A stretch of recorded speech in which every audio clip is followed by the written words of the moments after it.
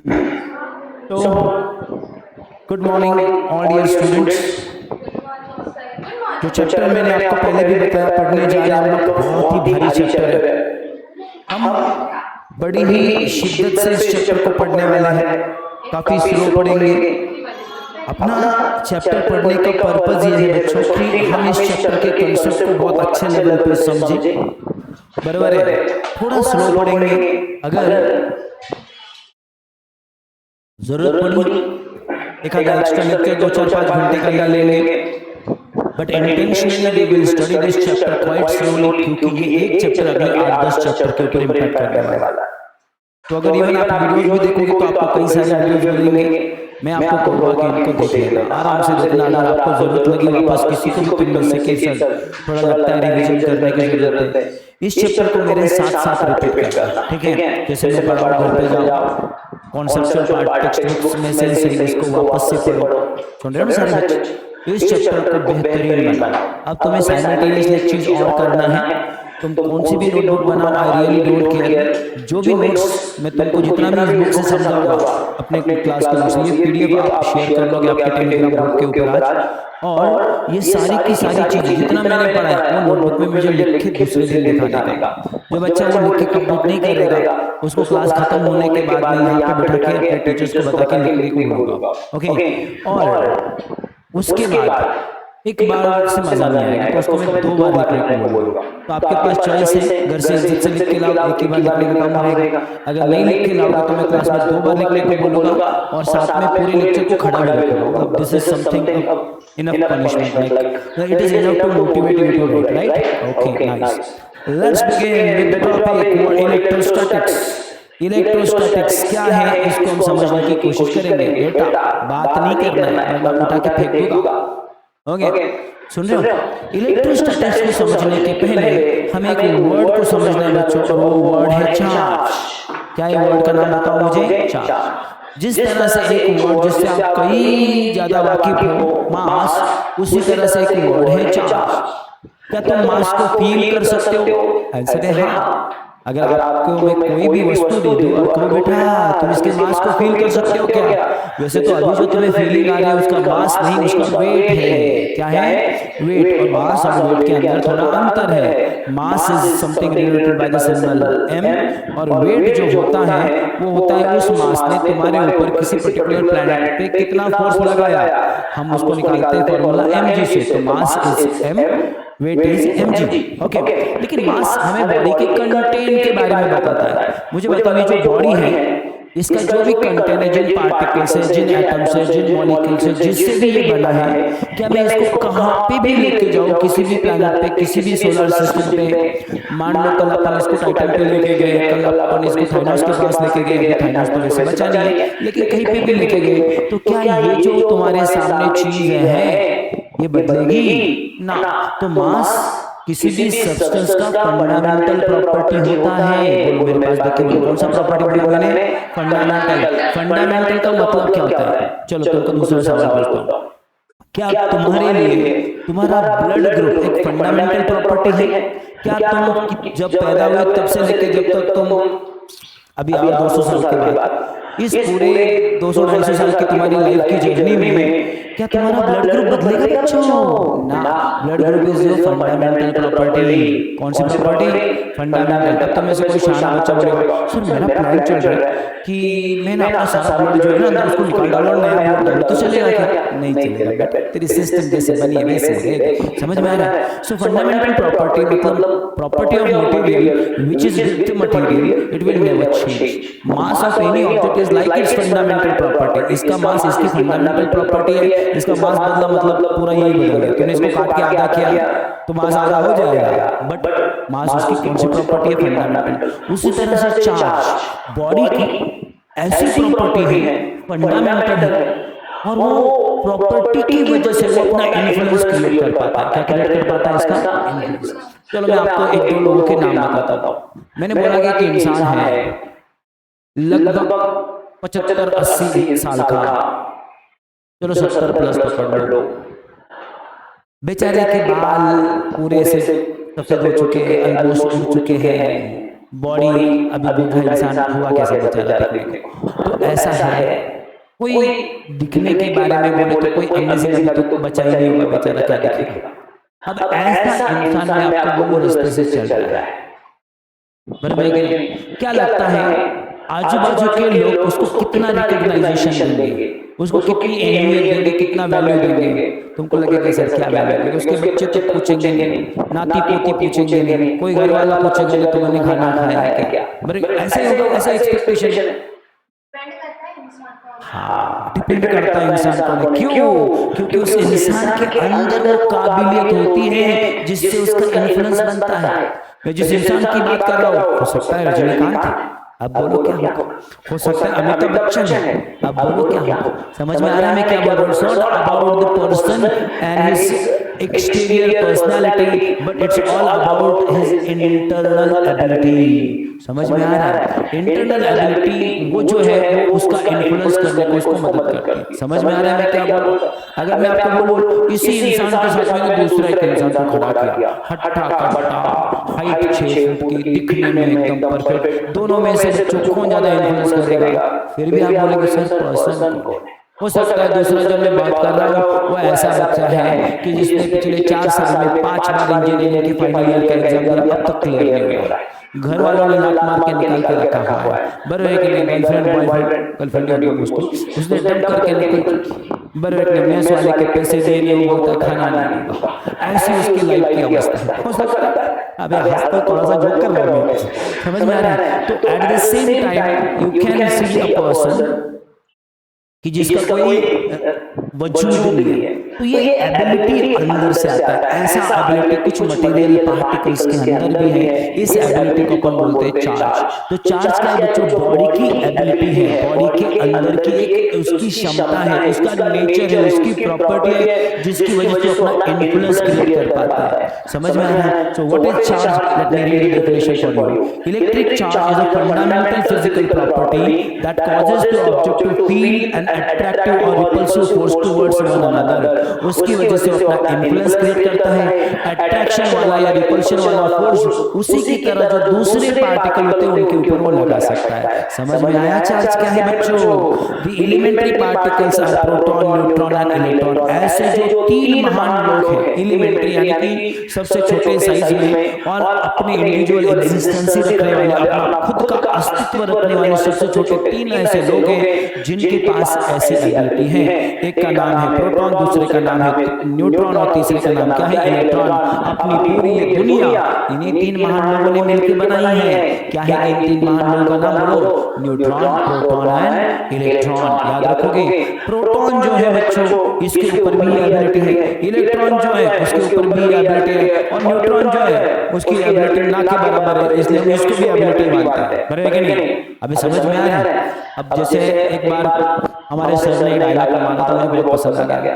उन्होंने बोला कि जिसको अपन यूजलेस कहते हैं ना, कि ये इंसान यूजलेस है, वो भी कुछ ना कुछ काम का होता है। हमने पूछा सर यूजलेस इंसान क्या काम का होता है, बोले यूजलेस का एग्जांपल देने के काम आता है। बराबर है कि तुमको यूजलेस कॉन्सेप्ट समझना है, तुम्हें ये जो इंसान इसका नाम है यूजलेस, तो even useless person is useful for giving the example of useless. Okay, उसी तरह से न्यूट्रॉन का काम था, सो जिसके अंदर कुछ भी एबिलिटी नहीं है अट्रैक्ट या रिपल्शन करने की, उसका नाम है न्यूट्रॉन। तो 3 तरह के पार्टिकल है, तीनों के अंदर इन्फ्लुएंस करने की क्षमता है, अट्रैक्ट या रिपल करने की क्षमता है, या अपना इन्फ्लुएंस क्रिएट करने की क्षमता है। एक को हम लोगों ने यहाँ पे ऑब्जर्व करने के बाद ही अपोजिट देखे, तो हमने एक काम किया, एक को पॉजिटिव माना तो दूसरे को क्या मान लिया बच्चों, बहुत जल्दी से नेगेटिव मान लिया। एक को हमने पॉजिटिव माना तो दूसरे को क्या माना, नेगेटिव। तो इसको पॉजिटिव मान लिया, हमने मान लिया बोला, इसको क्या मान लिया बच्चों, पढ़ने नेगेटिव। और न्यूट्रॉन में ऐसा कोई क्षमता नहीं, तो इसको क्या मान लिया हम लोगों ने, 0। ठीक है।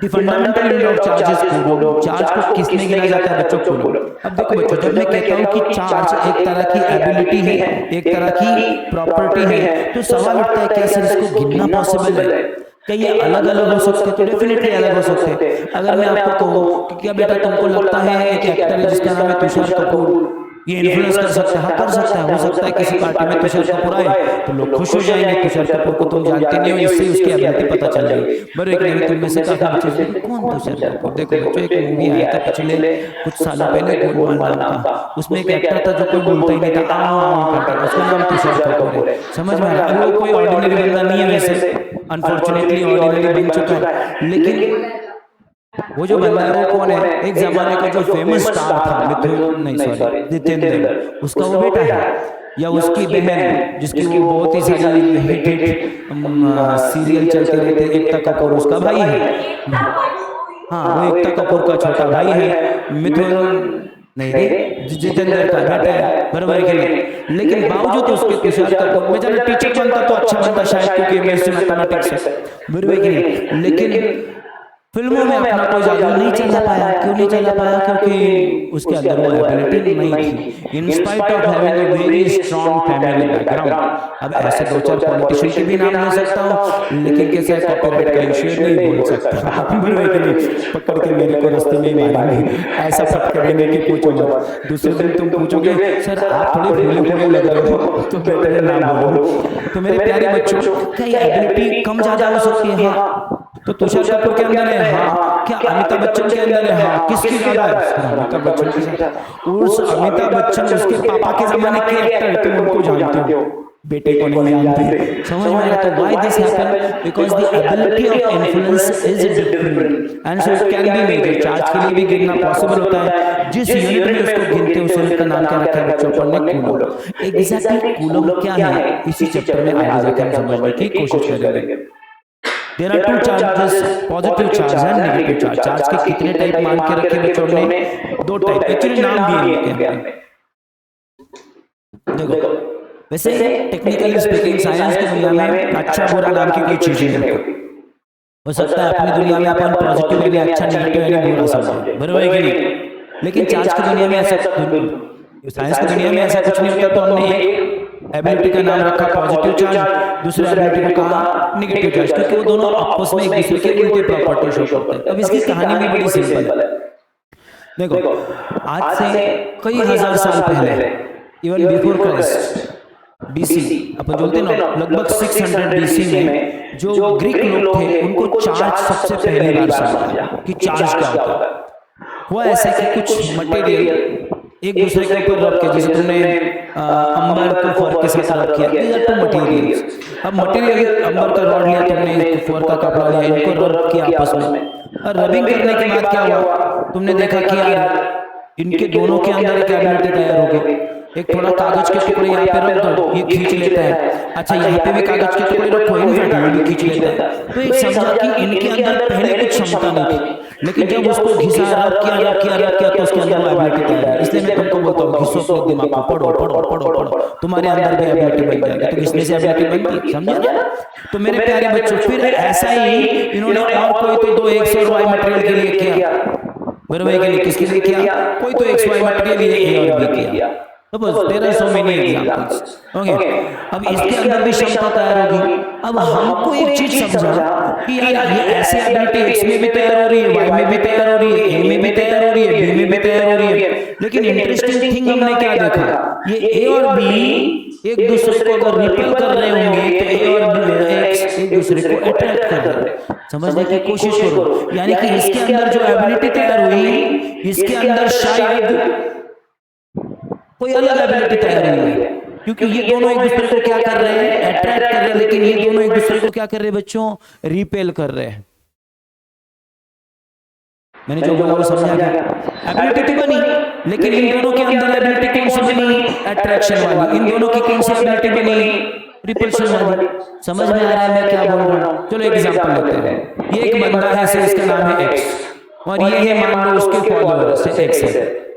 ये एक बंदा है से वाई, और ये है उसके फॉलोअर से वाई है, बराबर है? समझ में आ रहा है? चलो नाम ले लेते हैं समझने के लिए। मान लो ये जो बंदा, इसका नाम है ओसामा। जानते हो ओसामा बिन लादेन? ये जो बंदा, इसका नाम है ओबामा। जानते हो ओबामा? प्राइम मिनिस्टर थे एक जमाने में, प्रेसिडेंट थे किसके? यूएस के। जानते हो? अब ओबामा के फॉलोवर के लिए मेरे प्यारे से बच्चों मुझे ये बताओ, ओबामा के जो फॉलोअर है क्या ये ओसामा को अट्रैक्ट करेंगे? ना, ये क्या कहेंगे, भैया तुम्हारा हमारा जमता नहीं है रिपल्शन। लेकिन उसके खुद के फॉलोअर क्या करेंगे? अट्रैक्ट होकर बोलेंगे Osama you are the great, आप बोलो किधर बनने को जाना का अपन रेडी है। समझ में आ रहा है मैं क्या बोल रहा हूँ? अरे मैं क्या बोल रहा हूँ समझ में आ रहा है? So a kind of attraction, a kind of ability attract, other kind of attract ability repel। इसका सीधा सीधा मतलब हो गया कि इन दोनों के अंदर जो भी कुछ प्रॉपर्टी है वो अलग है, या इन दोनों के अंदर जो भी कुछ प्रॉपर्टी है वो अलग है। तो हमने अपने लेवल पे कहा कि सर अच्छा नहीं इंसान नेगेटिव मानना इसको, ये ठीक है, उसके कंपेयर में इसको पॉजिटिव मान लेते हैं। समझ में आ रहा है? लेकिन भैया ये तुम्हारा थॉट है, ये तुम्हारा परसेप्शन है, इसको बोलो। वो बोलेगा हमारा इंसान अच्छा, ये इंसान बुरा। समझ में आ रहा है? तो अपने लिए पॉजिटिव नेगेटिव अच्छा बुरा हो सकता है, लेकिन चार्ज की दुनिया में ये दो अलग अलग एबिलिटी है जिनमें कुछ तो वेरिएशन है। तो एक को हमने पॉजिटिव और दूसरे को हमने क्या मान लिया negative. So there are two kinds of charges, positive charge and negative charge. समझ में आया है ना? किसी के ऊपर से जाए हो। Okay, so what is charge? Charge is basically a property or you may say ability or a property of matter due to which it can show or it can create its own influence, and because of that influence it can attract or repel particle of its own kind। उसी की तरह बाकी के लोगों को उसकी उसी क्षमता की वजह से वो अट्रैक्ट कर सकता है या रिपेल कर सकता है। समझो गए हो? नाइस। अब ये जो चार्ज है ना बच्चों, कोई भी एग्जांपल ले सकते हो। चलो चार्ज का एक एग्जांपल लेता हूं मैं। चार्ज तो समझ में आ गया, एबिलिटी है। चार्ज पार्टिकल किसको बोलेंगे? जाहिर है जिसके अंदर वो एबिलिटी है। तो इलेक्ट्रॉन चार्ज है कि चार्ज पार्टिकल है? It is charge particle. और इलेक्ट्रॉन की जो क्षमता है वो चार्ज है। समझा?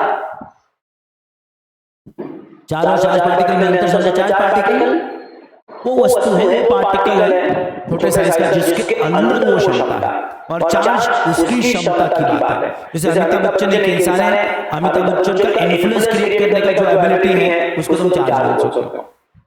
अब एक एग्जांपल बताता हूं मैं, तो चलो तुमको चार्ज का एक एग्जांपल लेते चलो। चार्ज पार्टिकल का एक नाम लेते हैं हम लोग, से the great Mahatma Gandhi. Okay, अब मुझे बताओ क्या महात्मा गांधी जी को मैं अलग अलग स्टेट में कंसीडर कर सकता हूं? मैं दो स्टेट की बात करता हूं। एक he is taking rest, sleeping and quiet and काम। दूसरा ही इज इन मोशन, मूविंग। बराबर है, प्रोटेस्ट कर रहे हैं, कहीं पे तो दांडी यात्रा निकाली। बराबर है, समझ में आ रहा है? अब मुझे आप लोगों से पूछना है क्या दोनों केस में वो जो इन्फ्लुएंस क्रिएट कर रहे हैं वो सेम है बच्चों? तो आंसर है ना। समझ में आ रहा है मैं क्या बोल रहा हूं? आंसर है ना। It moment. अरे रेस्ट, रुको एक minute. He is at rest and second he is in what? Motion. ओ मेरे प्यारे बच्चों सुनो तो सही। चार्ज क्या है? रेस्ट में सब कहीं नहीं जा रहे, महात्मा गांधी जी बैठे हैं यार। अब उनके जो फॉलोअर है वो भी आराम से बैठे हुए, वो भी कोई टेंशन में नहीं है। बराबर है। लेकिन जब चार्ज मोशन में चला जाएगा, गांधी जी ने कहा चलो दांडी यात्रा निकालते हैं, ब्रिटिशों ने बहुत जुल्म किया है, बहुत टैक्सेस लगा के रखते हैं, लेट्स प्रोटेस्ट अगेंस्ट दैट। तो वो तो चलेंगे ही चलेंगे, उनके फॉलोअर तो चलेंगे ही चलेंगे, लेकिन साथ में वो लोग भी जुड़ जाएंगे जो कि उनके उतने लेवल के फॉलोअर नहीं है। लेकिन दांडी यात्रा के समय हो सकता है लाखों लोग उनके पीछे चले, अदरवाइज हो सकता है 100, 200, 4000, 2000 जो भी कुछ लोग होंगे आजू बाजू में जो उनके साथ हमेशा रहते हैं उतने लोग होंगे। अबे आया ना। तो क्या दोनों इन्फ्लुएंस सेम है? ना। उसी तरह से when you charge at rest, कान खोल के सुनना, बड़ी जबरदस्त चीज है। जब चार्ज हमारा रेस्ट में है तो इसका जो इन्फ्लुएंस है बच्चों ये थोड़ा अलग होता है। So you have a particle say electron and it is not moving anywhere but it is at rest at some place. कहीं पे तो चार्ज रुका हुआ है। It of course shows some influence, उसके इन्फ्लुएंस है, उसकी प्रॉपर्टी है, जो भी कुछ है। Now your electron is not at rest but it is in motion, motion के अंदर है। अब मोशन के अंदर भी एक सवाल हो रहा है, सर मोशन में तो कैसा मोशन में है? अब अगर मैं मोशन में है मतलब यूनिफॉर्म मोशन में है या एक्सेलरेटेड मोशन में, अब आपको इन दोनों का फर्क समझने की जरूरत नहीं है। यूनिफॉर्म मतलब क्या, एक ही दिशा में एक ही स्पीड से चल रहा है, ना तो डायरेक्शन बदल रहा है ना तो वेलोसिटी बदल रहा है। दूसरा एक्सेलरेटेड मोशन में तो हो सकता है डायरेक्शन बदले, हो सकता है वेलोसिटी बदले, हो सकता है दोनों बदले। समझ में आया है? अब आया ना? जैसे फॉर एग्जांपल कोई बंदा झूला झूल रहा है, कोई इंसान झूला झूल रहा है, झूला झूलना कौन सी मोशन है बच्चों? एक्सेलरेटेड मोशन की यूनिफॉर्म मोशन? Accelerated motion. हाँ, झूला ऊपर गया, डायरेक्शन चेंज की, वापस पीछे आया, वापस आगे गया, वापस पीछे गया। इनफैक्ट मैग्नेटिक में बदला, झूला जब बीच में था वेलोसिटी सबसे ज्यादा होती है, ऊपर जाते हुए घटती यहाँ पे झूला रुकता है इनफैक्ट कुछ मिली सेकंड के लिए, वापस पीछे आना होता है, वेलोसिटी बढ़ती। अभी सुन भी रहे हो? तो दैट इज एक्सेलरेटेड मोशन। लेकिन कोई मोशन हो सकता है कि एक ही दिशा में एक ही स्पीड से कंटिन्यूअसली चलता रहे, दैट इज यूनिफॉर्म मोशन। तो चार्ज आपको इन तीन के अलावा कोई अवस्था में मिलेगा नहीं। कौन कौन सा? Charge is in rest, charge is in uniform motion, charge is in accelerated motion. Interestingly तीनों जगह पे चार्ज काफी डिफरेंट प्रॉपर्टी शो करता है, बहुत जबरदस्त property. When charge is at rest it shows some property, amazing property. We are going to study this property in detail. Charge की इन प्रॉपर्टी को पढ़ने के लिए हमने फिजिक्स का पूरा एक ब्रांच बनाना है, एक subject, a dedicated subject which study only when charge is at rest. इस सब्जेक्ट का नाम है electrostatics. So what is electrostatics? Electrostatics is a branch of physics. It's a subject in which we study about charge and the influence created by the charge. It's electric field. उसके influence वाले area का नाम है, detail में पढ़ेंगे, don't worry. It's electric intensity, electric potential, electric dipole moment if they are in pair. They are electric, so many properties. All this when the charge is at rest. सादी भाषा में charge भैया कितना influence कर रहे हैं जब रुके हुए हैं, उनको पढ़ना है सर जी। जिस ब्रांच में पढ़ेंगे ना उसका नाम है इलेक्ट्रोस्टैटिक्स। हरियाणा पहुंच गया, मैं सीधा महाराष्ट्र से। ये है मेरी खासियत। काफी भी क्या मैंने पढ़ाना तो कोई दिक्कत नहीं है, मैंने आने वाला है सारी चीजें। ओके, थैंक गॉड बच्चों को लगता रहेगा अपना ही आदमी है। वो प्यारे बच्चों ध्यान दो, समझा? अब तुम क्या हो गया बेटा? हाँ, दूसरी चीज बच्चों, charges in uniform motion. Generally इस केस में उसकी मोशन जो है उसके डायरेक्शन के बारे में हम ज्यादा सोचते नहीं है, लेकिन यहाँ पे हम चार्ज को स्टडी करते हैं। मोस्ट ऑफ द केस में किसी कंडक्टर के अंदर, किसी वायर के अंदर जब इलेक्ट्रॉन फ्लो हो रहे हैं या कोई भी चार्ज पार्टिकल फ्लो हो रहे हैं तो वो यूजुअली यूनिफॉर्म मोशन में होता है। चार्ज के इस मोशन से जो बनता है उसका नाम रखा है हम लोगों ने करंट। और चार्ज को स्टडी करना है when it is in uniform motion, बहुत इंटरेस्टिंग प्रॉपर्टी। इससे चार्ज की कई सारी खूबसूरत एप्लीकेशंस हम सीख गए। हमारे फैन से लेके, फैन मतलब हमारे फैन मतलब हमको फॉलो करने वाले हैं, मैं फैन की बात कर रहा हूं जो बोल रहा है, लाइट तक, इलेक्ट्रिक बोर्ड तक, बहुत सारे गैजेट्स आपके चार्ज के इसी प्रॉपर्टी की बदौलत चल रहे हैं, बराबर है। इसके गुणगान हम एक फिजिक्स के पूरे ब्रांच में गाएंगे, उसके बारे में वहां पे पढ़ेंगे। उस ब्रांच का नाम है करंट इलेक्ट्रिसिटी। क्या नाम है उस पूरी ब्रांच का? Current electricity. जहाँ पे हम पढ़ेंगे करंट क्या होता है, रेजिस्टेंस क्या होता है, पोटेंशियल क्या होता है, पोटेंशियल डिफरेंस क्या होता है, करंट क्यों फ्लो होता है, ईएमएफ क्या होता है, बैटरी के अंदर चार्ज स्टोर कैसे किए जाते हैं, उसको फ्लो कैसे किया जाता है, and there are so many more properties. इस सब को फिजिक्स की जिस ब्रांच में पढ़ेंगे उस ब्रांच का नाम क्या है बच्चों? Current electricity. अब यहाँ तक जब हम लोगों ने पढ़ा था, चार्ज को यहाँ पे पढ़ा, चार्ज को यहाँ पे पढ़ा, तो हमने कोई बड़ा तीर नहीं मार लिया था। लेकिन जब हमने चार्ज की ये प्रॉपर्टी पढ़ी बच्चों, इंसानों का दिमाग हिल गया। अरे ये तो बहुत जबरदस्त चीज, इतनी जबरदस्त कि जिसको कोई लिमिट ही नहीं है। हमने पढ़ा चार्ज की एक्सेलरेटेड मोशन को और ऐसी करामातें कर दी हमने इससे बनाए इलेक्ट्रोमैग्नेटिक वेव्स। हमने बना लिए ऐसे डिवाइस जिसका नाम है आपका ये डिब्बा, जिससे ऐसे बताने की जरूरत ही नहीं है। आज तुम्हारे जितने भी वायरलेस कम्युनिकेशन होते हैं ना, उन सब का बेस है चार्ज का एक्सेलरेटेड मोशन।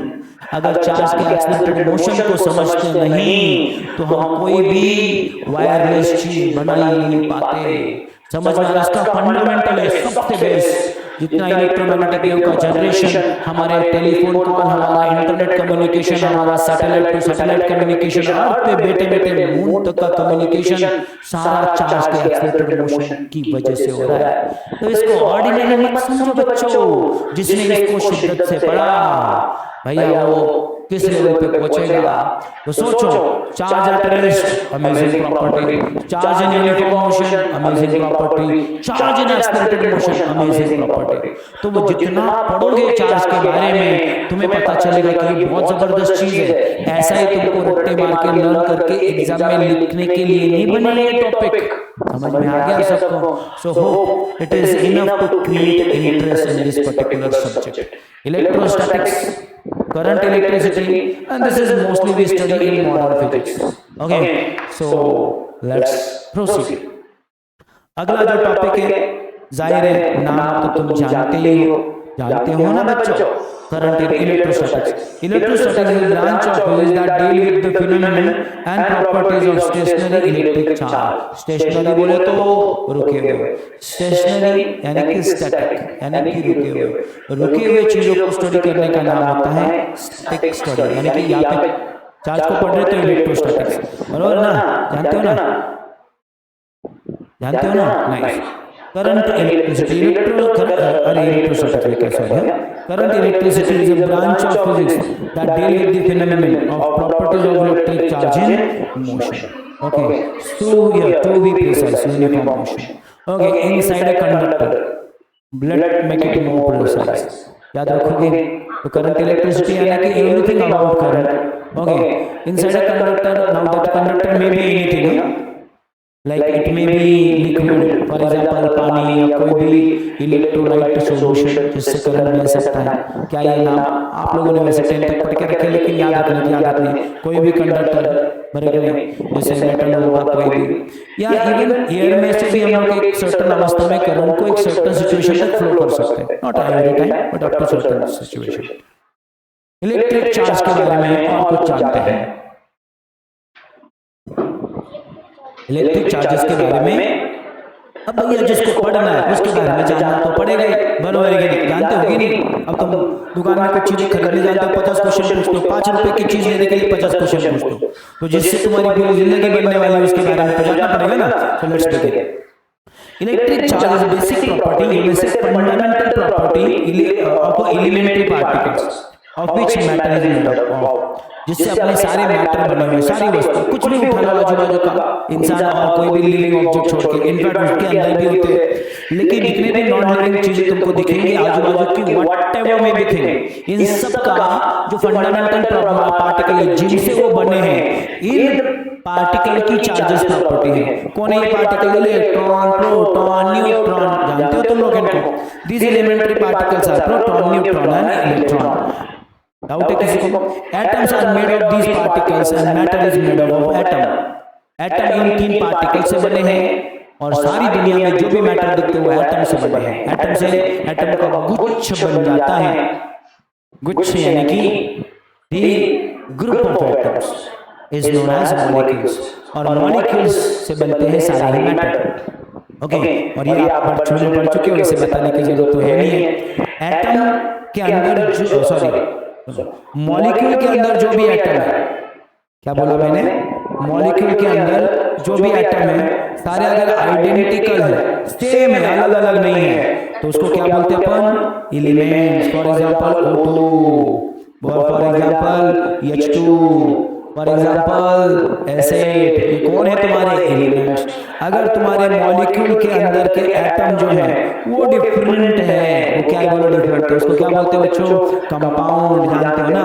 फॉर एग्जांपल पानी, फॉर एग्जांपल हाइड्रोजन पेरोक्साइड, जानबूझ के एग्जांपल दे रहे हैं। फॉर एग्जांपल कार्बन डाइऑक्साइड जो तुम हमेशा लेते रहते हो 24 आवर्स, बराबर है कि नहीं?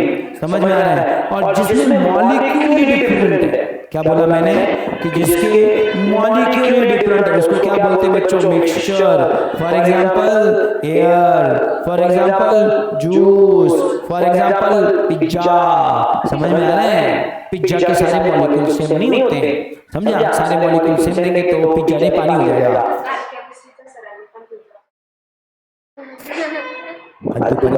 पिज्जा खाएगा, ओके, समझा?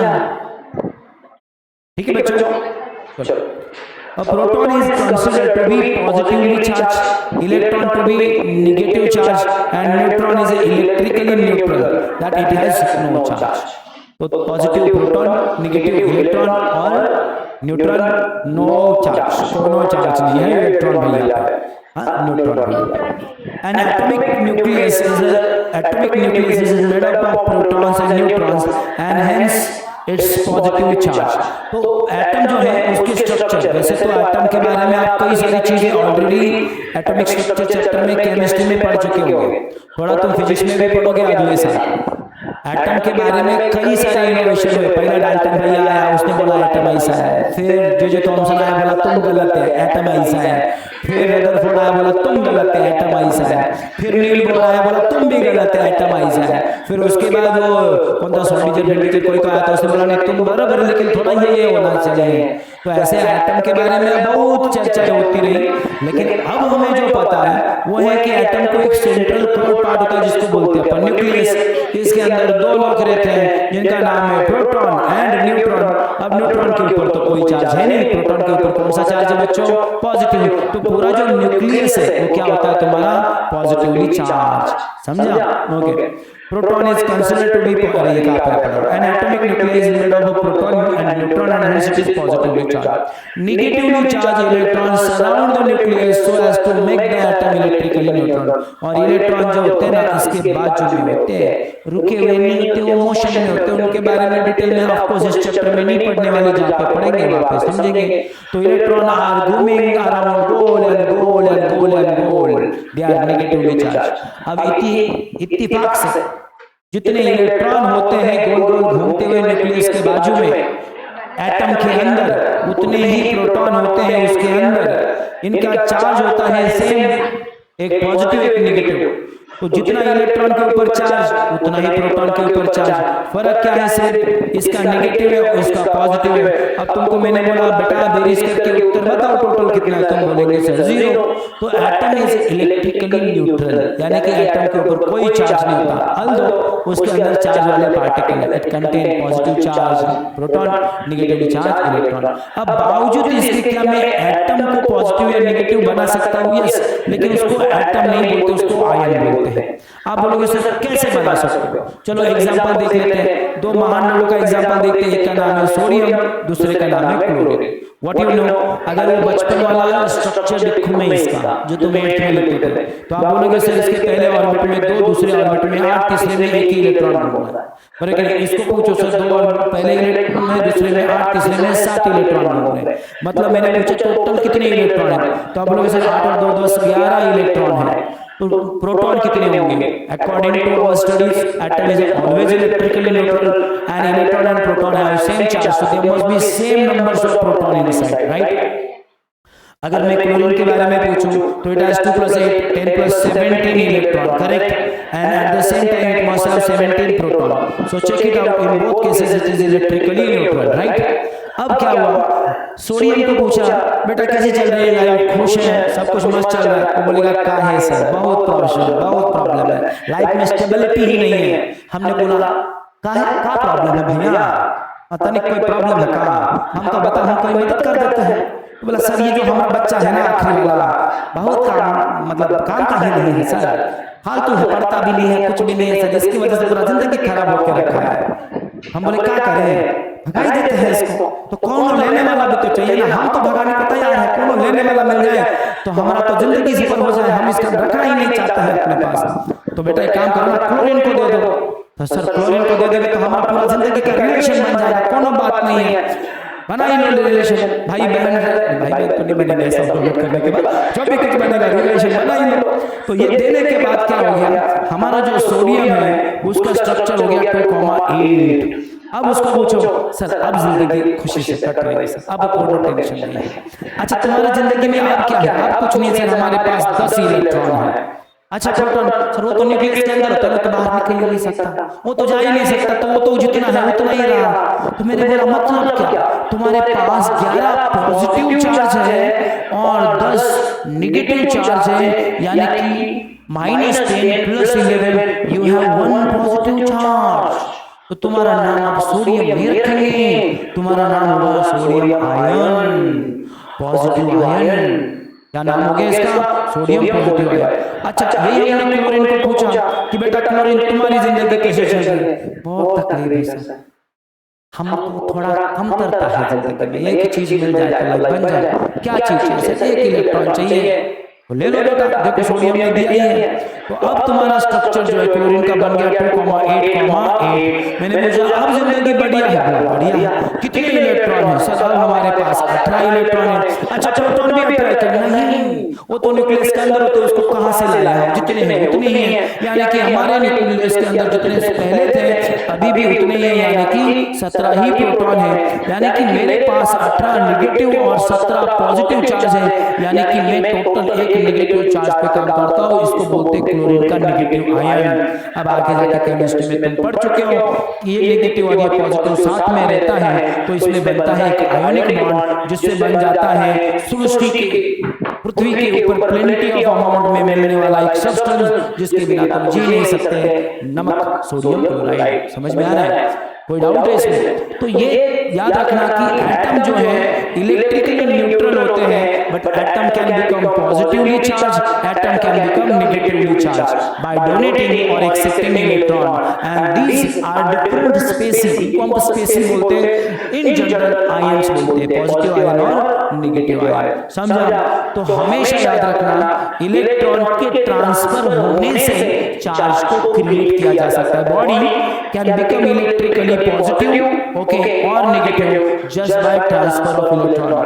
पॉजिटिव बनाना है इलेक्ट्रॉन भगाओ, नेगेटिव बनाना है इलेक्ट्रॉन भगाओ, सिर्फ इलेक्ट्रॉन ट्रांसफर करके हम लोग कर सकते हैं। अब मैं तुमको बोलूं ऑल टुगेदर जब इनसे सोडियम क्लोराइड बना, तो ये जो पूरी स्पेसी है, ये जो पूरा मॉलिक्यूल है, by the way it is molecule now, इस मॉलिक्यूल के बारे में बताओ ये इलेक्ट्रिकली कैसा है?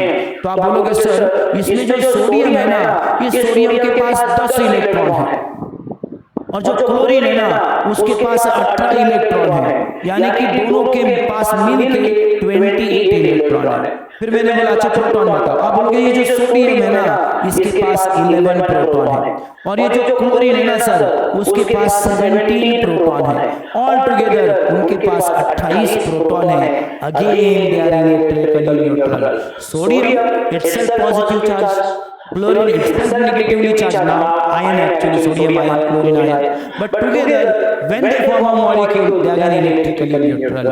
Understood? समझा? तो क्या मैं यहाँ पे जाके एक पूरा स्टेटमेंट बोल सकता हूँ I cannot create charge? Can I create charge? ना, क्या मैंने चार्ज यहाँ पे सोडियम के ऊपर क्रिएट किया है क्या? ओ सोडियम वाले बच्चों, क्या ये चार्ज क्रिएट हुआ है? ना। क्या ये चार्ज डिस्ट्रॉय हुआ है? ना, ये ट्रांसफर हुआ है। और यहाँ पे भी देखो टोटल चार्ज पहले जितना था उतना ही है। जब वो साथ में नहीं थे तब उनके पास कितना चार्ज था? उतना ही था। तब भी 28 इलेक्ट्रॉन थे दोनों के पास में रखे और 28 प्रोटॉन थे। जब इलेक्ट्रॉन ट्रांसफर हुए तब भी चेक करो 28 इलेक्ट्रॉन और 28 प्रोटॉन है, यानी कि नंबर्स ऑफ इलेक्ट्रॉन ना बढ़े ना घटे, ना चार्ज बढ़ा ना चार्ज घटा। So can I make a statement? Charge can not be created, charge cannot be destroyed, it can transfer from one body to another body, and hence the total charge of an isolated system, isolated यानी कि दुनिया से अलग की system, is always conserved. This is known as law of conservation of charge, which is almost same like law of conservation of energy. Even it can be written for law of conservation of mass as well. चलेगा बच्चों? Mass cannot be created, cannot be destroyed. समझा? ओ मेरे प्यारे बच्चों, अब तुम में से कुछ बच्चों के ध्यान में एक सवाल आना चाहिए, सर ये इलेक्ट्रॉन ट्रांसफर कैसे करते हैं? There are various way of doing that. Electron एक बॉडी से दूसरी बॉडी में लेके जाने के कई सारे तरीके हैं। There are various way of doing this. एक बॉडी का चार्ज दूसरी बॉडी को लेके जाने के कई सारे तरीके हैं। उसमें से एक तरीका है फ्रिक्शनल इलेक्ट्रिसिटी, वेयर वी रब अ बॉडी, एक बॉडी को दूसरे बॉडी के ऊपर रब किया जाता है और because of that rubbing charge transfer होता है। ऐसे चार्ज को अपन बोलते हैं, इस मेथड को बोलते हैं frictional electricity. Frictional electricity is the electricity produced by rubbing two suitable bodies and transfer of electron from one body to another body. Okay, तो ये इलेक्ट्रिसिटी किसी बॉडी के ऊपर चार्ज आना, एक बॉडी को दूसरी बॉडी के ऊपर रब करने के बाद। ओके, तो चार्ज करने के कई सारे तरीकों में सबसे पहला तरीका है conduction, where we actually transfer one charge to another, मतलब charge from one body to another body. क्या है बच्चों ये? When certain dissimilar substance, like for example fur and amber or comb and dry hair are rubbed against, देखो फर और अंबर को तुम एक दूसरे के ऊपर से रब करो, या ड्राई कोम और ड्राई हेयर, कोम को ड्राई हेयर के साथ रब करो, तो उसके इसमें ये पेयर सुटेबल होनी चाहिए, किसके भी कापे भी ट्रांसफर नहीं होते। फर और अंबर की एक जोड़ी है, ड्राई हेयर और किसकी जोड़ी है बच्चों? ड्राई हेयर और कोम की जोड़ी है। Rub against each other, electron get transfer to other substance making them charge. Electron एक बॉडी से दूसरी बॉडी में क्या होते हैं बच्चों? ट्रांसफर होते हैं। मान लो बॉडी ए से इलेक्ट्रॉन निकल के बॉडी बी में चले गए, लाइक दिस। कौन बताएगा कौन सी बॉडी पॉजिटिवली चार्ज होगी, कौन सी नेगेटिव होगी? जहां पे गए, अभी मैं तुमको एग्जांपल दे चुका हूं, क्या होगा? Yes, nice. जिसके इलेक्ट्रॉन गए होगा पॉजिटिव, जिसके पास गए वो क्या हो जाएगा तुम्हारा? Negative, right? The substance receiving electron develop a negative charge while the other left to be equal amount of positive charge, same positive charge आता है। जैसे अभी हमने क्लोरीन और सोडियम का एग्जांपल दिया, सोडियम ने दिया तो उसके ऊपर +1 आया था, क्लोरीन ने लिया तो उसके ऊपर -1 आया था। This can be called as charging by conduction. इसको क्या बोलते हैं बच्चों? अपन चार्जिंग बाय कंडक्शन। तो charging by conduction means charges transferring from one body to another body. Now there are several way, इसके अलावा भी कई सारे तरीके हैं इलेक्ट्रॉन ट्रांसफर करने के भी है, चार्ज करने के भी है। और एक चार्ज की मेथड है दैट इज इंडक्शन। पहला क्या देखा हम लोगों ने? कंडक्शन। अब क्या देख रहे हैं हम लोग? इंडक्शन। नाम में कंफ्यूजन मत करना, पर तो कंफ्यूजन होता है induction conduction, big confusion. Okay, देखो बच्चों, हम इसमें क्या करते हैं, बॉडी जो कि ऑलरेडी चार्ज है, जैसे फॉर एग्जांपल ये बॉडी है, इसके ऊपर पॉजिटिव चार्ज, और बॉडी जो कि इलेक्ट्रिकली न्यूट्रल है, जितना पॉजिटिव चार्ज है यूजुअली ये बॉडी, पहले अगर तुम उसको देखोगे तो कुछ इस तरह से दिखेगी, कुछ पॉजिटिव चार्ज है बॉडी के अंदर, मान लो कुछ नेगेटिव चार्ज है, they are distributed uniformly somewhat like this, whole body is still electrically neutral, right? समझ में आ रहा है? नाउ व्हाट हैपन, तुमने इसके बाजू में कोई पॉजिटिव रॉड लाया है जिसके ऊपर पॉजिटिव चार्ज, अब पॉजिटिव को अट्रैक्शन होता है नेगेटिव का, पॉजिटिव बॉडी नेगेटिव बॉडी को अपने ओर क्या करती है? अट्रैक्ट करती है। अब क्या होता है, इसकी वजह से इस बॉडी के अंदर जितने भी इलेक्ट्रॉन हैं, जितने भी नेगेटिवली चार्ज बॉडी है, वो उसके करीब आ जाते हैं। एट द सेम टाइम ये पॉजिटिव जो है नेगेटिव को, जो पॉजिटिव है दूसरे पॉजिटिव को रिपेल भी करता है, तो सारे पॉजिटिव उससे दूर भाग जाते हैं। अगर हम देखें तो it what somewhat sound like this की बॉडी आधी नेगेटिव बन गई है, आधी पॉजिटिव बन गई। टोटल अभी भी जितना पॉजिटिव चार्ज है उतना नेगेटिव है, whole body is still electrically neutral. समझ में आ रहा है मैं क्या बोल रहा हूं? But if you consider part of the body that is positive, another part of the body is negative, जिस बाजू में हमने पॉजिटिव चार्ज लाया था वो पार्ट नेगेटिव बना है और उसकी जो फार साइड है, अपोजिट साइड है, वो पॉजिटिव बनी है। ये जो चार्ज करने का तरीका है बॉडी का, तो body is still electrically neutral but part of the body is positive, part of the body is negative. इसको बोलते हैं induction. Actually, there is no net transfer of electron from one body to another body. एक body से दूसरी body में net transfer नहीं है electron का, ठीक है बच्चों? If an uncharged conductor is brought near a body, एक uncharged conductor, for example, I am talking about this sphere, uncharged, जिसके ऊपर कोई चार्ज नहीं है, not in physical contact, directly touch नहीं करना है, the near side of the conductor develop opposite charge to that of the charge of the body. अब तुम्हारी बॉडी का चार्ज क्या था? पॉजिटिव। तो जो तुमने कंडक्शन करने वाली बॉडी लाई, उसका जो नियर वाला साइड है वो जो उसका नियर वाला साइड है यानी कि करीब वाला साइड है, उसके ऊपर कौन सा चार्ज हो गया बच्चों? अपोजिट। पॉजिटिव लाओगे तो उसके बाजू में कौन आएगा? नेगेटिव। नेगेटिव लाता तो बाजू में कौन आता है? उसके पॉजिटिव आता, तो अपोजिट वाला उसके बाजू में हो जाता है। Far end the far side of the conductor develop charge similar to that of the charge body. तो ये जो तुम्हारा चार्ज बॉडी है अपोजिट साइड में सेम चार्ज बनता है, तो नियर साइड में अपोजिट चार्ज, फार साइड में सेम चार्ज। जो करीब वाली साइड है उसमें अपोजिट चार्ज और जो दूसरी वाली साइड है उसमें सेम चार्ज, ऐसा बन जाता है। ये कोई बहुत बड़ी बात नहीं है।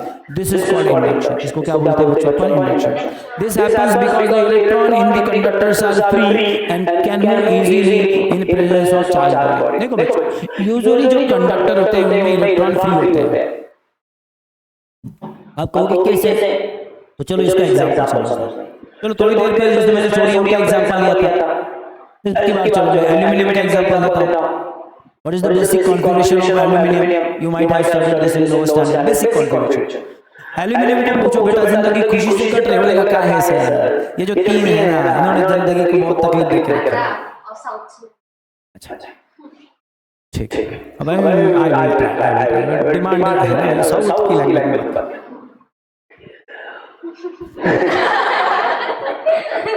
अच्छा नेचुरली कैसे आएगा? But still I will try as possible as I will try। देखो ये जो है बच्चों इलेक्ट्रॉन जो है यानी 8 इतना इलेक्ट्रॉन हर एटम को चाहिए। अपना आउटर मोस्ट सेल में 8 इलेक्ट्रॉन को स्टेबिलिटी आता है। कब आता है स्टेबिलिटी? आउटर मोस्ट सेल में 8 इलेक्ट्रॉन होते।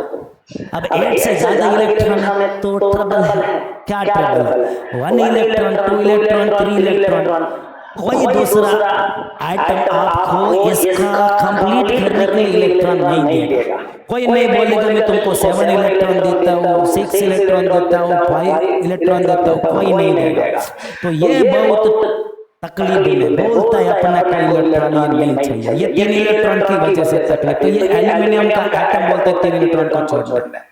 अब मान लो कोई लेने को मिल रहा है, ये पूरा एल्यूमिनियम का तुमने एक प्लेट लिया, इसके अंदर so many millions and trillions aluminium का एटम।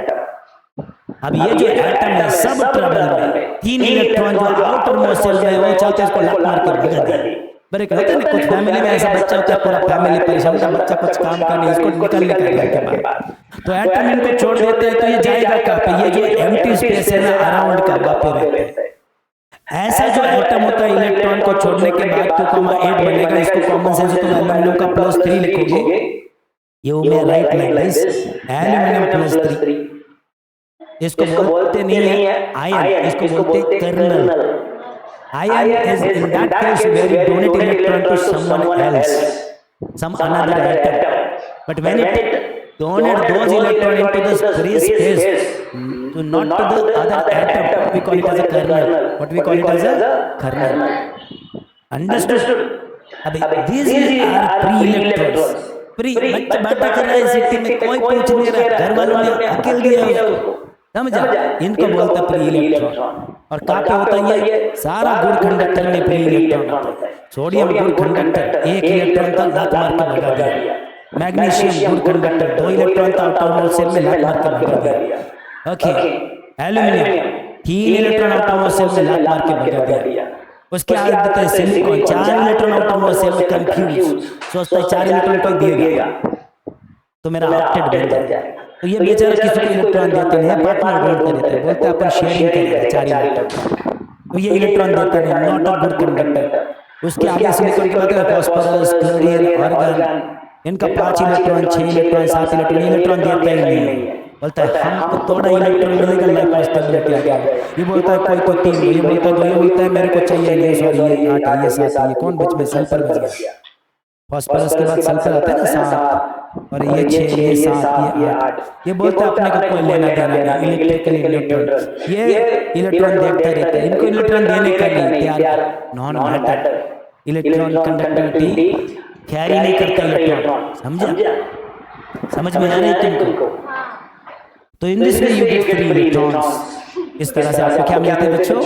फ्री इलेक्ट्रॉन्स मिलते हैं। ओके, इन कहाँ पे होते हैं फ्री इलेक्ट्रॉन बोलो मुझे? कंडक्टर्स में। और इसलिए इलेक्ट्रॉन फ्री होते हैं तो किसी भी साइड में मूव कर सकते हैं। तो इस तरह से इस बॉडी के अंदर जितने भी फ्री इलेक्ट्रॉन थे सारे के सारे इस साइड में आके क्या हो गए बोलो जल्दी से? जमा हो गए। जिस साइड में इलेक्ट्रॉन आके जमा हो गए वो बॉडी क्या बन गया? तुम्हारा वो पार्ट बन गया, like that part of body is negative, other part is what? Positive. Okay, in induction there is no transfer of charge between the charge body and the conductor. जो तुम्हारा कंडक्ट करने के लिए आया था, जो कंडक्टर है यहाँ पे देखो, जिस बॉडी को हम लोगों ने चार्ज किया ये कंडक्टर है तुम्हारा, और जिस बॉडी से चार्ज किया this is your charge body. क्या इन दोनों के बीच में इलेक्ट्रॉन ट्रांसफर हुए क्या?